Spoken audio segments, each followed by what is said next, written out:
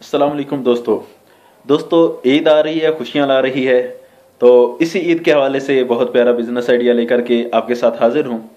दोस्तों ये उस वक्त की बात है कि जब आज से 4 साल पहले जब मैं अभी स्टूडेंट था और स्टडी कर रहा था पाकिस्तान में ही, तो मेरा एक रिलेटिव था कि जो बकरे वगैरह लेकर के, ईद के बकरे, कुर्बानी के बकरे लेकर के यहाँ पे हमारे शहरों में आया करता था। डस्का सियालकोट में अभी भी वो आता है, वो बड़ा सा रेवड़ लेके आता है और साथ उसके 3-4 वर्कर भी होते हैं। तो उस साल हुआ ये कि उसने बकरे तो ले आया बहुत सारे, लेकिन वो थोड़ा लालच में पड़ गया कि जो आखिरी रात होती है उसमें रेट काफ़ी चढ़ जाता है, यानी काफ़ी महंगे हो जाते हैं, तो इसलिए प्रॉफिट ज़्यादा होता है। तो इसलिए उसने सोचा कि मैं आखिरी रात में बेचूंगा। लेकिन जब आखिरी रात स्टार्ट हुई तो बदकिस्मती से बहुत सारी गाड़ियां और भी बकरों की वहां पे आ पहुंची। तो अब वो परेशान हो गया कि अब जो है मार्केट गिरेगी, अभी जो है बकरे इतने बिकेंगे नहीं, क्योंकि बहुत सारे बकरे जो है वो मार्केट में आ गए हैं। तो मैं उसके पास पहुंचा तो मैंने सोचा कि उसकी कुछ हेल्प करूं। तो मैंने ये किया कि मैंने उसी से उसके वर्कर को मैंने साथ लिया और 2 बकरे जो अच्छे अच्छे मैंने अपनी पसंद के निकाले, एक ही कलर के, उनकी जोड़ी बनाई और उस वर्कर को बोला कि चलो मेरे साथ। हम मार्केट की दूसरी साइड पे चले गए और हमने वहां पे जाके मैंने अच्छा खासा रेट मांगा, क्योंकि मेरे भाई का सेंटेंस मुझे याद था कि वो कहता है कि अल्लाह से और ग्राहक से मांगने में शर्म ना फील करो, दिल खोल के मांगो।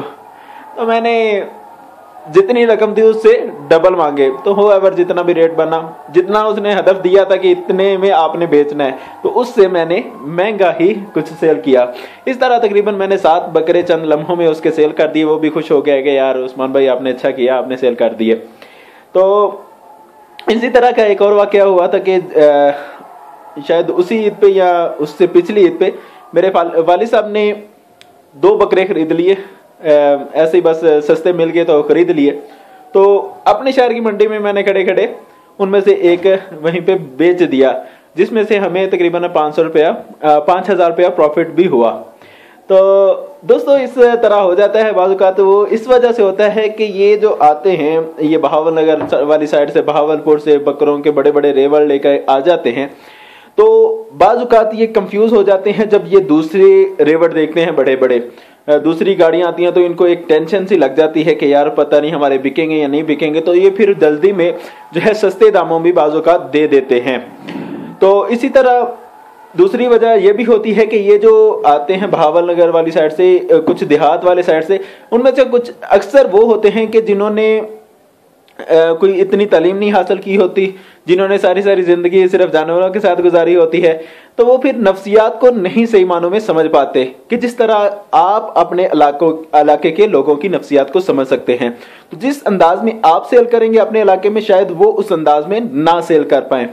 तो इस तरह आप जब वो आए तो उनसे आप खरीद के आके सेल आउट कर सकते हैं।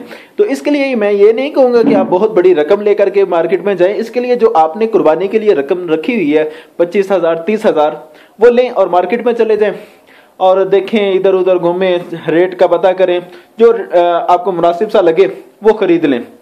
और वहीं पे मार्केट में खड़े होके आपने जो है घूमना फिरना है, जो ग्राहक आ रहे हैं उनसे मिलना है, तो इस तरह डील करनी है।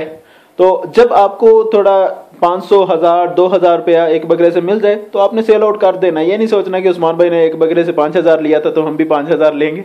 ऐसा ना हो कि आपका बकरा जो है वो फिर ईद तक खड़ा ही रहे। तो आपने बस 500, 1000, 2000 लेके बस आगे निकालते जाना है और नया बकरा खरीद लेना है।